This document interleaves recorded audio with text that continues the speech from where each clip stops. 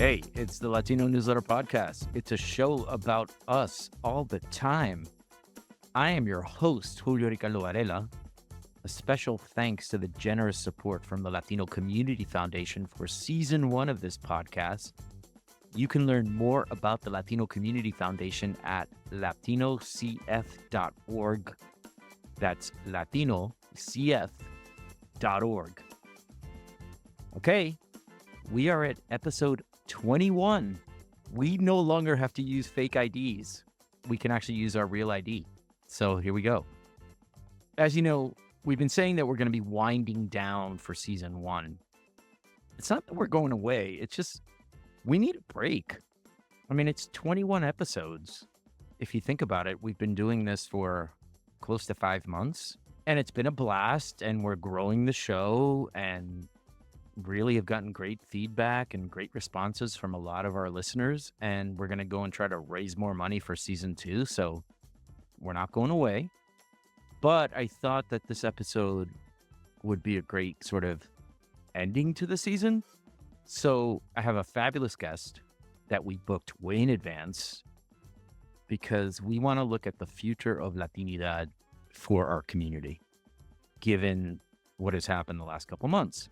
So let me read this fabulous guest's bio.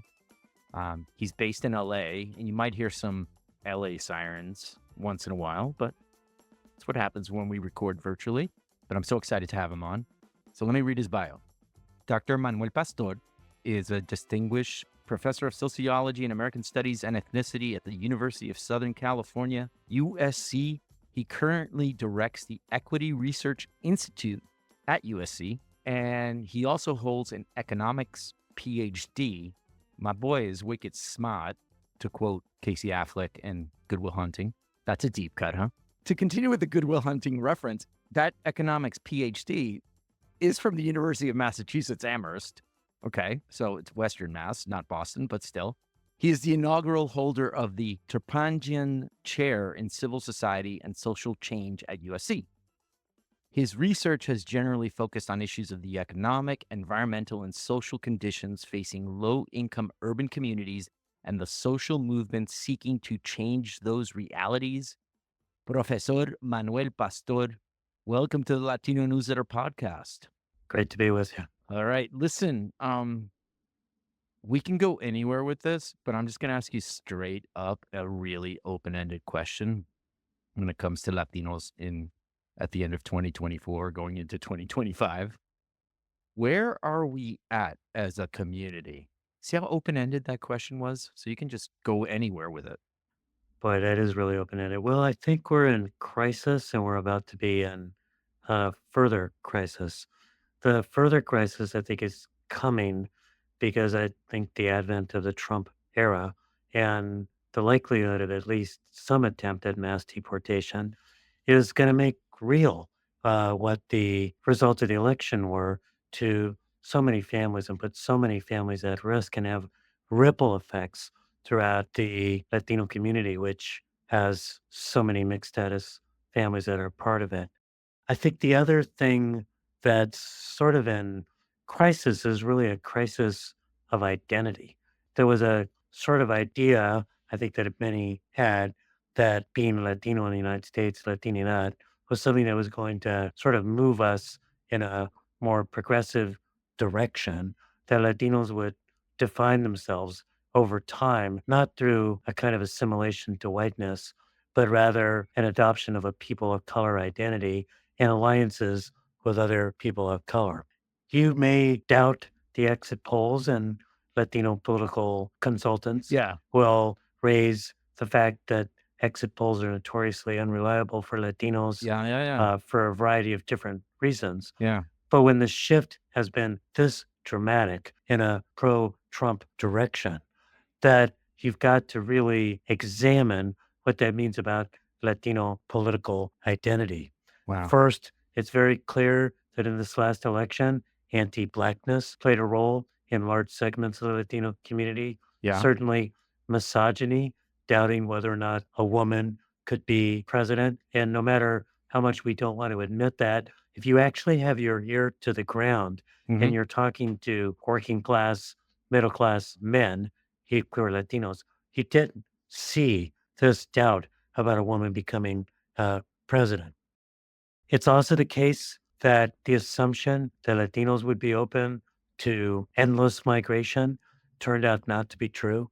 Again, if you had your ear to the ground, and Julio, I know you do too, you were able to hear undocumented immigrants who've been here for 20 years Right, right. resentful Yep. of the new migrants Yep. who got asylum immediately and are getting government support and benefits. And Mm, if the undocumented migrants are feeling that, imagine what the sentiments were for lawful permanent residents and US citizens. So the assumption that immigration was necessarily something that Latinos would be empathetic about, right. was, I think, tested. And then finally, and perhaps most important, what was revealed, I think, is that when we think of Latinidad, Yeah. a lot of people, the way they define it is through culture, the comida we like, the music that we listen to, the way that we embrace our families, our religions, etc.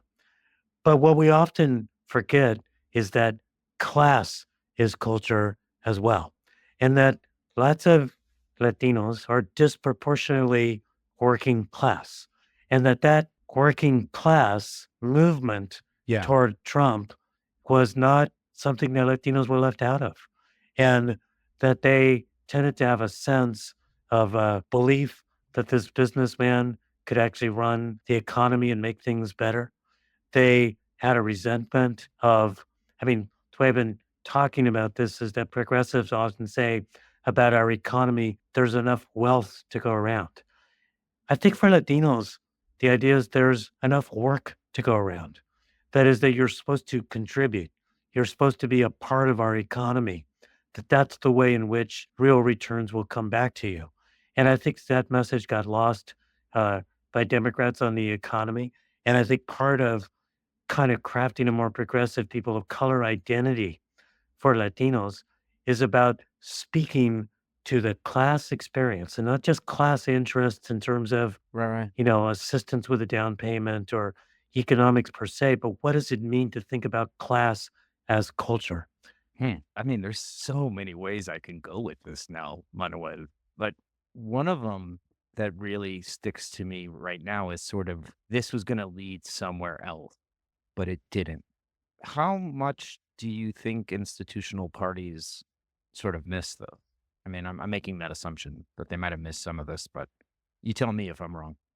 Well, I think in general, parties and maybe our political system missed it. Yeah. I know you've been through this too, but how many times it was frustrating for people to say, well, what about the Latino vote? Yeah. Yeah. Yeah. Yeah. When you know that there's so much diversity, if we're talking about Cubans and Venezuelans in Florida, Yeah. Yeah. Yeah. if we're talking about folks on the borderlands of Texas, many of whom are in law enforcement or border patrol and were themselves sort of upset by the, disorder at the border. If you're talking about new migrants who are in the South trying to find their way, and in some cases like North Carolina really aligning with Black folks who are there, in other cases moving away from an identification with Hmm. Blackness. If you're talking about our Northeast cities and Puerto Ricans and Dominicans and the proximity to the issues that confront Black Americans, if you're talking about California, where Latino political identity was really forged by the struggle against Proposition 187. And so it's a more kind of progressive identity. I think that what a lot of parties, particularly the Democratic Party, was trying to do was to squeeze that all into one identity that they could sell political candidates to. Yeah. Yeah. I think the Republicans were actually more sophisticated because they thought, we don't have much of this market anyway. So we probably need to dissect it a little bit more and go after evangelicals who might find our cultural messages more appealing. Hmm. The Cubans, Venezuelans, and others who have left places that had more socialist regimes and will find our anti communist regimes more appealing. If we talk about law and order and think about how that's going to appeal for Latinos who are in law enforcement, I think in a way, because the Republicans were not assuming that they would get much of that vote, They Yeah. wound up doing a little bit more dissecting of it than the Democratic Party did. But I would say that, it's really the political establishment in general Yeah. that assumes that there's identity rather than identification. Mm. That identity is something that's innate. Your parents came from Latin American countries. You grew up speaking some Spanish. You're part of a Latino political identity. But you won't be unless there's an actual process of trying to create that political identity and doing the work of organizing and consciousness raising Yeah. that brings people in that direction. And I think a lot of that got missed. Damn. Yeah, my head's spinning in a good way because I do think you rarely hear this type of analysis sort of happening in, in American political media. And you and I got to know each other because when the New York Times proclaimed that Latinos are the next white people, probably like 8 years ago, I forget. Yes. Man, what Yes. like you wrote something I think for HuffPost. I wrote something like it was a really interesting time. When you look back at that, and now here we are in 2024, was part of that argument valid? Do we need to go back and be like, oh, maybe they kind of got some of this right? Or am I wrong thinking that way? And I just wanted to get your thoughts on it. Well, the unfortunate thing of talking to an academic is you will get complex answers. That is true. So let me offer one. The debate at the time was the New York Times was misreading some answers on the census Yeah. and saying dramatically that Latinos were identifying more as white folks. And it turned out, and I wrote about it, that really the question had changed. Yeah. And when the question changed, uh, more Latinos were essentially forced to identify a race. And when they did, a larger share went with white than before. But Got it. if you look, I mean, that all happened when the question changed. Um, and also in some of the research we did, what we found out, which was we wrote an article which had a great title, which is Where in the World is Juan and What Color Does He Think He Is? And what we were trying to do was to take a look at when Latinos moved to the suburbs, did they think they were whiter, controlling for everything else? And it turned Mm, out that was mm, true. yeah. Suburbs tend to whiten people. We also found there was something that was a little bit interesting, which was that the longer you were in the country, the less white you thought you were because of the Oh, way that immigrants were being treated. And then in this last census, they changed the question again. And there's even more Latinos who are marking themselves as mixed or other yeah. rather than marking themselves as white. Yeah. Now, I think it's possible to look at this last election because Trump was playing on such racist tropes to say that if Latinos went in the direction of voting for Trump, they must have been buying into whiteness. But it's not 100% clear that that's the case. I think it's part of it. It's part of identifying with America. But I think that part of identifying with America is thinking about law and order. And, I think that when progressives tried to dismiss concerns about how many people were stacking up at the border as just xenophobia, that didn't square with the common sense a lot of people had around, gosh, that's a lot of people. They're coming very rapidly. What are we going to do about this? When progressives tried to say that when your third catalytic converter has been stolen, or when you go to the local CVS and everything you want to get is behind glass Yeah. under lock and key, but don't worry, there's not really a rise in crime. It didn't really square at a working level. And when progressives and others were saying, yeah, there was a lot of inflation, but there's been a lot of disinflation. The Biden economy is really performing well. There's actually some pretty good evidence for that, but it didn't really, at a lived experience level, Yeah. fit in with what working class people were experiencing Hmm. about higher prices. So I think in a lot of ways, it's not clear that the movement to Trump was a adoption of white supremacy or white assimilation, Yeah. but an almost looking past it to other issues of Whoa. concern. And I think Latinos, in some ways, thinking about how they're going to assimilate into America. And I think that for those of us who've been on the more progressive, economically more people of color in terms of identity, that we need to be offering an appealing vision that makes sense of people's daily lived experience instead of something that feels like it belongs in a classroom, but not on the street. So how are you going to do that in 2025? Well, 2025 and 2026. I mean, I think one of the things that's going to happen is that if we see the deportations that I was talking about, then the reality of the project Hmm. will, I think, have its ripple effects. I think the way that the probably biggest thing that the incoming Trump administration will do aside from that is tax cuts for the wealthy. And probably, unfortunately, for many of us, I suspect that the economy will stumble in the next couple of years. And I think this idea that the business person can really move things forward will be challenged.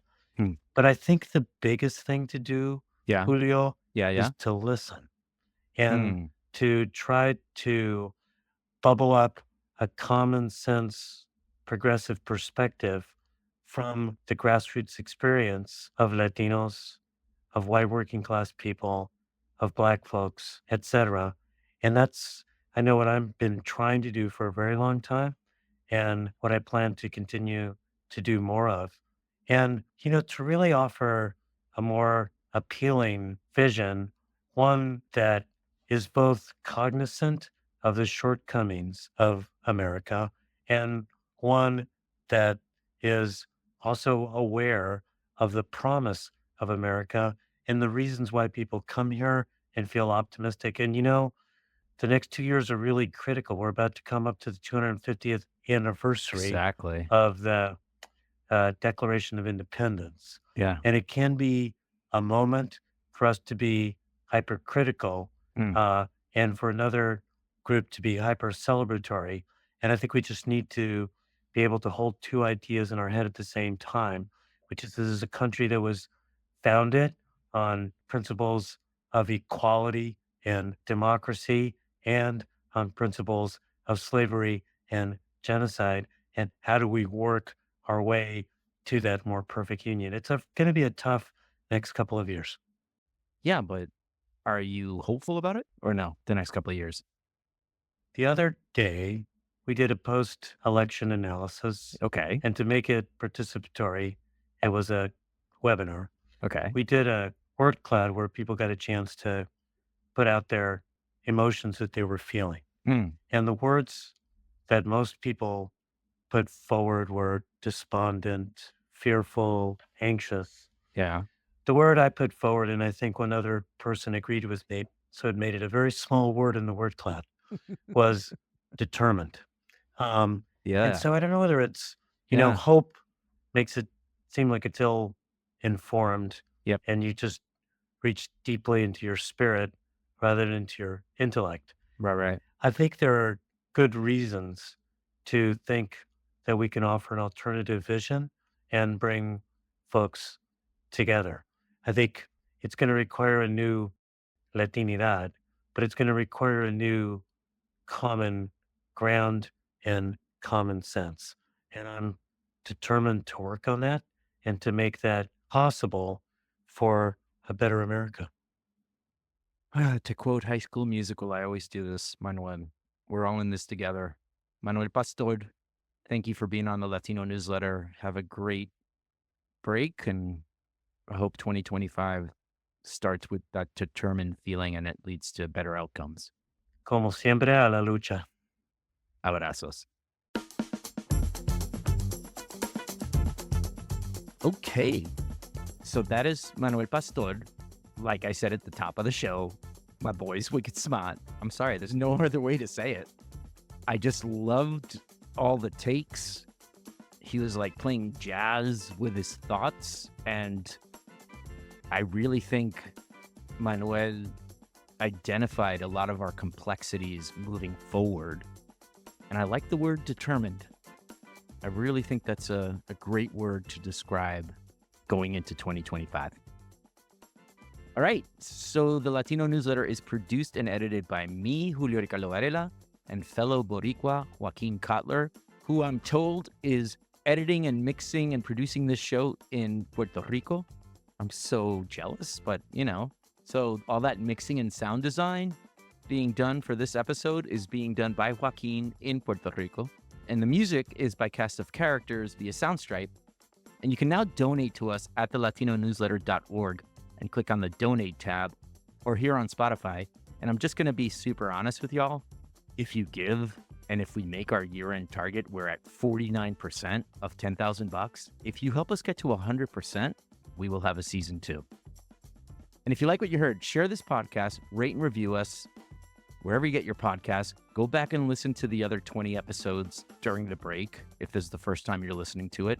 Like I said, we are growing and we're really, really going to be intentional about trying to get to a season 2. Obviously, you can donate and we can get to season 2 way faster, but we got other ways to get season 2 funded and we stay hopeful. And you can also subscribe on Spotify, Apple Podcasts, Audible, iHeartRadio, YouTube.